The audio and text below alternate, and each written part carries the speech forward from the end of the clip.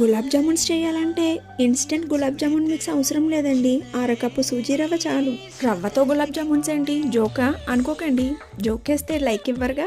అందుకే ఈ వీడియో చూస్తే మీకే తెలుస్తుంది. రవ్వతో ఈజీగా గులాబ్ జామున్ చేసేద్దాం రండి. దీనికోసం 1 కప్పు దాకా పాలు మరిగించుకొని అందులో అరకప్పు సూజీ రవ్వ వేసి బాగా దగ్గరికి ఉడకనియ్యండి. ఇందులో టేబుల్ స్పూన్ నెయ్యి, పావు టీ స్పూన్ యాలకుల పొడి వేసి మూత పెట్టి పక్కన ఉంచుకోండి. పాకం కోసం కప్పు పంచదారకి కప్పు నీరు పోసి గులాబ్ జామున్ పాకంలా అయ్యేంత వరకు మరిగించుకొని అందులోనే యాలకుల పొడి ఉంటే కుంకుమ పువ్వు కూడా వేసి మరిగించుకొని మూత పెట్టి పక్కన ఉంచుకోండి. ఇప్పుడు మనం ఉడికించి పక్కన పెట్టుకున్న రవ్వని మెత్తగా గోధుమ పిండిలాగా పిసుక్కోండి. ఇలా తయారైన పిండిలో చిటికెడు వంట సోడా, 1 టేబుల్ స్పూన్ దాకా పాలు వేసి మళ్ళీ బాగా ఒత్తుకోండి.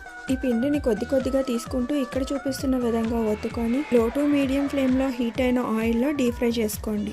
గోల్డెన్ బ్రౌన్ వచ్చేంత వరకు ఫ్రై చేసి గోరువెచ్చని పాకంలో వేసేయండి. ఇప్పుడేమంటారు? అయిపోయాయిగా రవ్వతో గులాబ్ జామున్స్. మీరు కూడా చేసి నాకు ఒక